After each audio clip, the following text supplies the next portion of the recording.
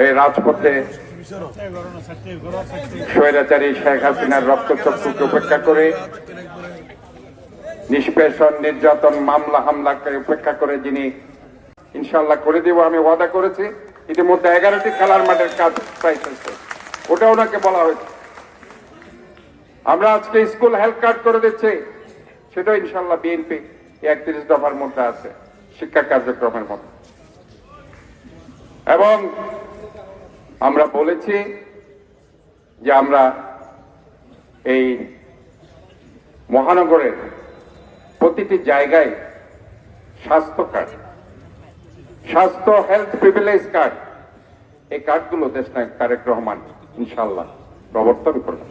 ইতিমধ্যেই আপনারা জানেন 10 লক্ষ শিশুকে বিনামূল্যে আমরা টাইফয়েড ভ্যাকসিন দিয়েছি। আমরা প্রায় 30,000 বাচ্চা মেয়েদের যাদের বয়স 9 বছর থেকে 15 বছর তাদেরকে human papilloma virus vaccine, carcinoma cervix prevent করার জন্য এই ভ্যাকসিন আমরা দিয়েছি। কাজে ইনশাল্লাহ আমাদের উন্নয়নের কাজ শুরু হয়ে গেছে ইনশাল্লাহ দেশনায়ক তারেক রহমানের নেতৃত্বে। হাদি হয়তোবা ইন্টেনসিভ কেয়ার ইউনিটে মৃত্যুর সাথে পাঞ্জা লড়ছে। তফসিল ঘোষণা হওয়ার সাথে সাথে যারা বলেছিল যে নির্বাচন হতে দিবে না, তারা কাজ শুরু করে দিয়েছে। আমরা বলতে চাই ওই ধরনের কাজ করে নির্বাচনকে বানচাল করা যাবে না। যে নির্বাচনের জন্য, ভোটের অধিকারের জন্য দেশ নেত্রী বেগম খালেদা জিয়া বারবার জেলে গিয়েছে, বাংলাদেশ জাতীয়তাবাদী দলের সর্বস্তরের নেতাকর্মীরা গুমের শিকার হয়েছে, গুপ্ত হত্যার শিকার হয়েছে, নির্যাতন, মামলা হামলার শিকার হয়েছে এবং অন্যান্য গণতান্ত্রিক দল রাজপথে লড়াই করেছে এই ভোটের অধিকারের জন্য, মানুষের মৌলিক অধিকার, গণতান্ত্রিক অধিকার রক্ষার জন্য। কিন্তু আজকে যারা মুখে গণতন্ত্রের কথা বলে এইসব কর্মকাণ্ড করে নির্বাচনকে বানচাল করতে চায়, বাংলাদেশের মানুষ তাদের ক্ষমা করবে না। আমরা জানি কারা করছে, সাবধান হয়ে যেতে হবে। এইসব করে পার পাওয়া যাবে না, নির্বাচনকে পিছানো যাবে না। দেশনায়ক তারেক রহমান 31 দফা আমাদের দিয়েছে। আগামী নির্বাচনে ইনশাআল্লাহ বাংলাদেশ জাতীয়তাবাদী দল জনগণের ম্যান্ডেট নিয়ে ক্ষমতায় ইনশাআল্লাহ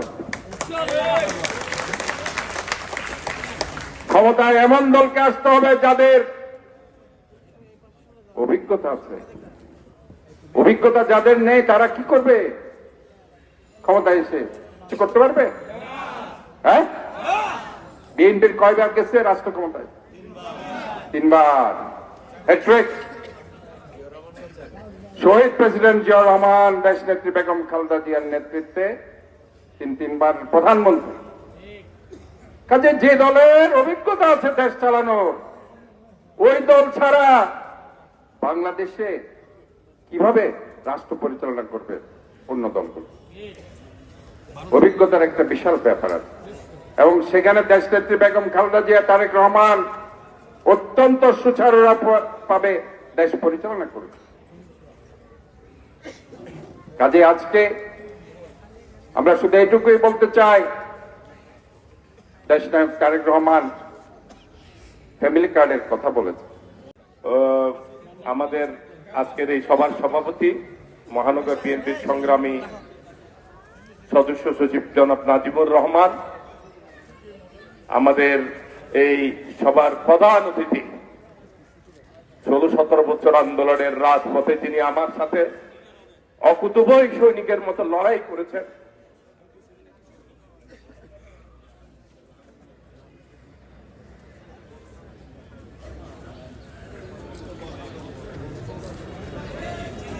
জনাব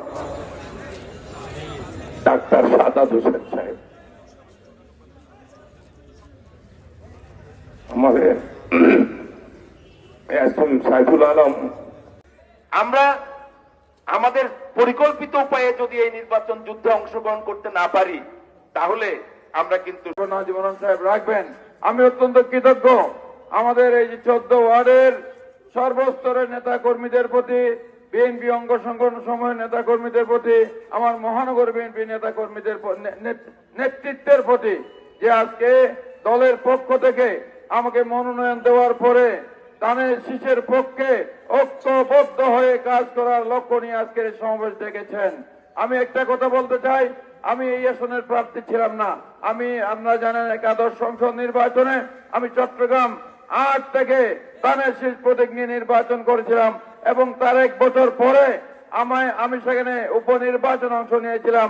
আপনাদের সবার সহযোগিতায় সেই যুদ্ধে অত্যন্ত প্রতিকূল পরিস্থিতিতে আমরা লড়াই করেছিলাম। আমাদের নিশ্চিত বিজয় সেদিন হাইজ্যাক করা হয়েছিল। আজকে পরিবর্তিত পরিস্থিতি আমি দেবতহীন কণ্ঠে বলতে চাই, আমি তো এই 9 আসনের প্রার্থী ছিলাম না, আমি 8 আসনের প্রার্থী ছিলাম। দলের হাইকমান্ড আমার দলের ভারপ্রাপ্ত চেয়ারম্যান কেন এখানে আমাকে দিয়েছে সেটা আমি জানি না।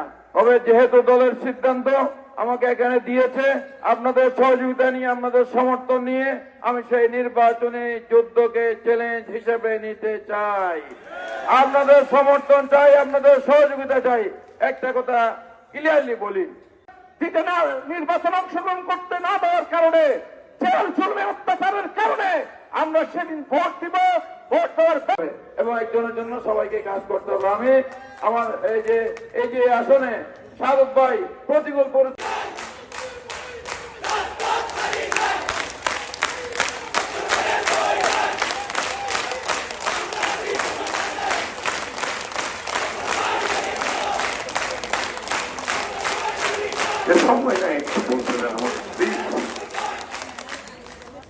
বন্ধুরা, আমরা যদি অলসতা করি, ওই খরগোশ এবং কচ্ছপের মতো যেই উদাহরণ, আমরা ভোট কেন্দ্রে ফজরের নামাজের পরে আমরা গিয়ে আমরা ধানের শীষকে বিজয়ী করে এই ছোট কল্পনা আমরা করব। আমাদের 3টা থানা পড়েছে, বিশেষ করে আমাদের মা বোনদের দায়িত্বটা সবচেয়ে বেশি। তাদেরকে সম্মিলিত করে প্রত্যেকটা ঘরে ঘরে ধানের শীষের বার্তাকে পৌঁছে দিতে হবে।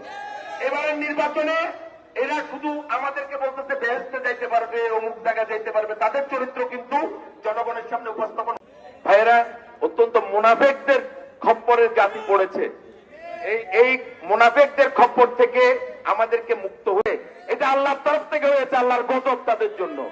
পক্ষান্তরে আমাদের নেতা জনাব তারেক রহমান আগামীর বাংলাদেশটা কিভাবে উপহার দিয়ে আমরা চলে যাবো, আমাদের মহিলাদের দিকে আমরা ওয়াদওয়ারি বসবো আবু সুফিয়ান ভাইয়ের সাথে, তাদেরকে ধরুন। পত্রিকা আয়োজিত জনাব আলহাজ আবু সুফিয়ান ভাই আমাদের প্রার্থী। দেশের শিক্ষা ব্যবস্থার কল্যাণে কি আমাদের পরিকল্পনা, সেই পূর্ণাঙ্গ পরিকল্পনা লিফলেট আকারে আমাদের সামনে তুলে দিয়েছে। আমাদের আমরা পক্ষ সহ